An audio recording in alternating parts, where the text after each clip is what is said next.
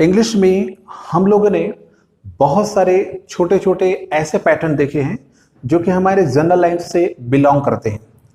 आज फिर से मैं हाजिर हूँ आपके सामने एक बहुत ही बेहतरीन टॉपिक के साथ में, जिसमें हम आज पढ़ेंगे होने के भाव को दर्शाने के लिए। ये जो होने का भाव जो है वो इतना ज़्यादा इम्पोर्टेंट है। अब देखेंगे कि ये सबसे ज़्यादा जनरल लाइफ से बिलोंग करता है। जैसे कि कुछ मैं हिंदी में सेंटेंस बता दूं, लाइक दैट यहाँ पर लिखा हुआ है, उसके पास तेज दिमाग है। याद रखिएगा, हम जो ये आज यूज करने जा रहे हैं ये होने के भाव को दर्शाने के लिए। होने का जो भाव है ये मेरा हो सकता है, किसी और का हो सकता है। मतलब ये सिर्फ आपको दर्शाएगा कि कोई चीज किसी ना किसी का है, इस बात को दर्शाएगा। फॉर एग्जाम्पल्स आप दे सकते हैं, जैसे कि मैं बोलूंगा कि मेरी दो आंखें, ये होने का भाव है। ये मेरी आंखें तो मेरे होने का भाव है। मेरी दो आंखें, मेरे दो हाथ है, मेरा एक सिर है, मेरा एक बॉडी है, ठीक, मेरे 10 उंगलियां हैं, समथिंग ऐसा। मेरे पास एक कार है, मेरे पास एक बड़ा सा घर है, मेरे घर में 4 लोग हैं, मेरे पास एक अच्छी गाड़ी है, समथिंग ऐसा कुछ भी। यही बात आप दूसरे के लिए भी कर सकते हैं।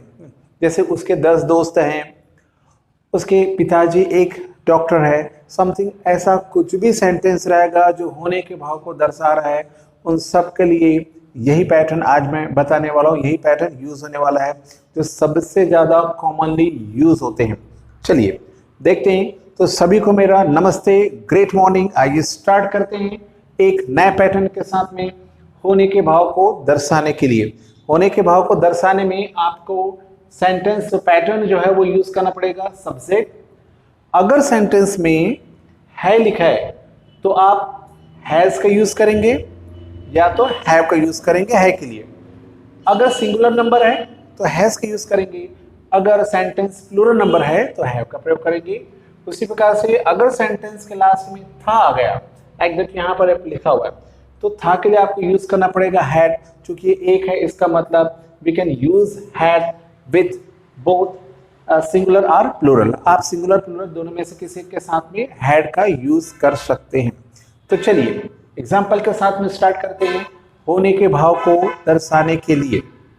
पहला सेंटेंस लिखा है, उसके पास तेज दिमाग है। तो किसी व्यक्ति के पास तेज दिमाग है तो कैसा होगा, होने का भाव है ये भी। तो उसके पास, अब इसमें आपको बता दूं मैं, उसके लिए जनरली जो वर्ड होता है पुल्लिंग के सेंस में हिज होता है, स्त्रीलिंग के सेंस में हर होता है। अगर आप मेरे साथ साथ चल रहे होंगे तो सब्जेक्ट ऑब्जेक्टिव पजेसिव केस वगैरह देख रहे होंगे तो आपको पता होगा उसके के लिए वर्ड होता है इंग्लिश में हिज, स्त्रीलिंग के सेंस में होता है हर होता है। लेकिन मैंने ये भी बताया था हिज, हर, अवर, योर, इन सब का यूज तभी करते हैं जब उसके साथ में किसी वस्तु या संबंधी का नाम होता है। अदरवाइज उसके जगह आपको अब सब्जेक्टिव केस का प्रयोग करना पड़ेगा। अगर आपके पास टेबल होगा तो कॉपी निकाल करके देख सकते हैं। हिज पुल्लिंग के सेंस में लूंगा, उसके लिए क्या होता है हिज। लेकिन उसके के बाद में किसी भी वस्तु या संबंधी का नाम नहीं लिखा है तो आपने क्या करना है, हिज का आप देखिए सब्जेक्टिव केस देखिए, तो हिज का सब्जेक्टिव केस, उसके के लिए सब्जेक्टिव का केस आपको मिलेगा ही। अगेन फिर से बता दूं, मेरे के लिए इंग्लिश में वर्ड क्या होता है, माई। लेकिन यहां पर आपको माई वर्ड यूज नहीं करना है। क्यों? क्योंकि रूल्स क्या बोलता है, ये जो मेरे के लिए, मेरा वर्ड क्या है, एक पजेसिव केस है, इसका यूज तभी करेंगे, पजेसिव केस का यूज तभी करेंगे जब इसके बाद में किसी वस्तु संबंधी का नाम होगा, तभी मेरे के लिए माय वर्ड यूज करेंगे। जैसे कि मेरा पेन तो माय पेन, मेरे पिताजी माय फादर। अदरवाइज इस पैटर्न में मेरे के लिए आप उसका, मेरे का जो सब्जेक्टिव केस होता है, मेरे का सब्जेक्टिव केस आपके पास कॉपी अगर होगा मेरा लिखा हुआ तो उसमें देखिएगा आई लिखा होगा, तो उसका सब्जेक्टिव केस लिखना होगा। पहले दूसरे सेंटेंस को पहले बताता हूं, मेरे घर में 4 सदस्य हैं। तो आप माई से स्टार्ट नहीं करें क्योंकि मेरे के बाद मेरे घर में बोला, घर में, ठीक, घर वस्तु जरूर है लेकिन वो एक अलग चीज हो जाता है। तो मेरे घर में तो क्या हो जाएगा, मेरे के लिए सब्जेक्टिव केस क्या हो जाता है, आई। मेरे के लिए फिर से बता रहा हूं माई होता है, बट उसका सब्जेक्टिव केस लिखना आपको, तो आई। उसके बाद बोला है, तो आई क्या है आपका प्लूरल नंबर है, तो प्लूरल नंबर होने के कारण से हैव आएगा, आई हैव। उसके बाद बोलता है ऑब्जेक्ट लिखना है, तो दोनों में से किसी एक का यूज करना है बोला है तो हैव का यूज हो गया, हैड का यूज नहीं होगा। तो आई हैव। ऑब्जेक्ट बोलता है 4 सदस्य है, आई have 4 members, I have 4 members.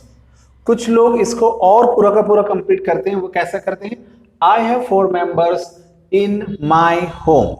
ठीक है, कोई गलत नहीं है, लेकिन सोचिए कि आप बोल रहे हो कि हम 4 सदस्य हैं, तो कोई गलत है क्या, कोई भी गलत नहीं है। अब हम 4 सदस्य तो घर के बारे में बता रहे हैं, तो आपको अलग से और सेंस करने की जरूरत नहीं।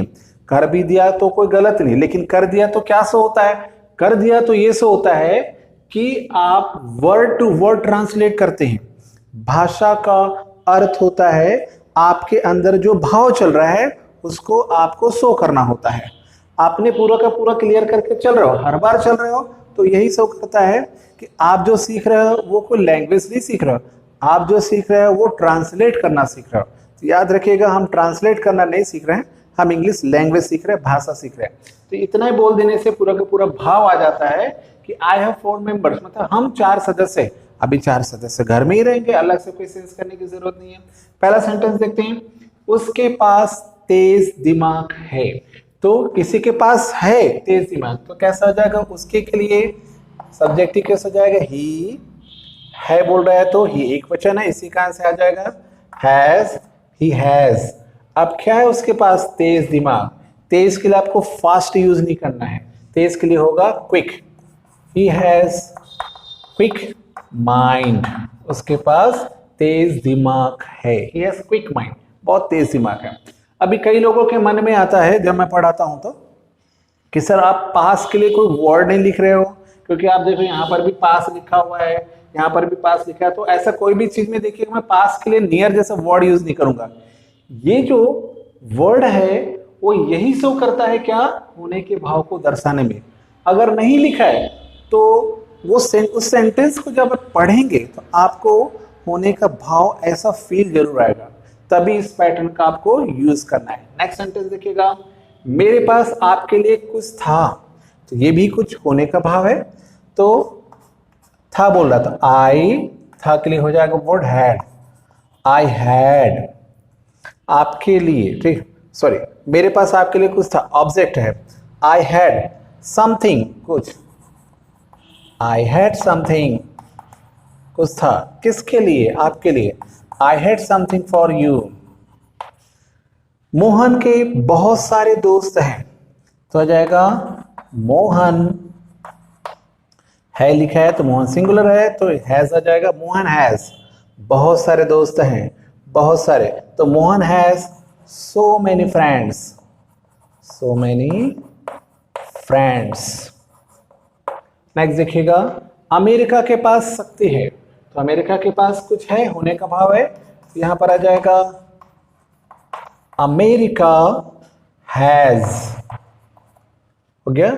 ऑब्जेक्ट क्या है अमेरिका के पास, शक्ति है, शक्ति means power, America has power. तो यहां पर आपको पास के लिए कोई वर्ड नहीं डालना है, यही पास क्या प्रदर्शित कर रहा है, होने के भाव को, और उसी होने के भाव को शो करने के लिए हम हैज, हैव या हैड का यूज करते हैं। ओके, उसके पास देखिए उसके लंबे बाल थे। अभी यहां पर कोई भी ऐसा पास वर्ड नहीं लिखा है, बट आप इसको बोल रहे हो तो समझ रहे होगे सेंस क्या नहीं कर रहा है, उसके लंबे बाल थे, ये होने का भाव है, उसके पास लंबे लंबे बाल थे पहले, तो ऐसा हो जाएगा। अगर लड़की के सेंस में लिख रहे होंगे तो क्या हो जाएगा, शी हैड लंबे बाल थे, शी हैड लॉन्ग हेयर, उसके लंबे बाल थे। उसकी मुंबई में एक होटल थी, उसकी मुंबई में एक होटल थी, तो she had a hotel in Mumbai. Next लिखा हुआ है मेरा तुम पर विश्वास है, तो आई है लिखा है तो है हो जाएगा। आई हैव क्या है, विश्वास है। आई हैव फेथ तुम पर, on you. I have faith on you. तो इस प्रकार से आप देख रहे हो बहुत सिंपल पैटर्न है। इसमें देखिएगा दो चीज मैं आपको रिमाइंड करा दूं। मैंने आप लोगों को बताया था कुछ कंस्ट्रक्टिव मीनिंग सेक्शन बताया था, जिसमें आप लोगों को मैंने सिखाया था कि प्रीपोजिशन के साथ में किसी वर्ड को जोड़ देते हो तो आपके पास बहुत सारा मीनिंग सेक्शन आ जाता है। अभी धीरे धीरे वो यूज में भी आ रहा है। देखिएगा यहाँ पर ये इन है, यहाँ पर देखिए ऑन, ऑन यू तुम पर। उसी प्रकार से आप एक जगह और देखिएगा आपके लिए, फॉर यू।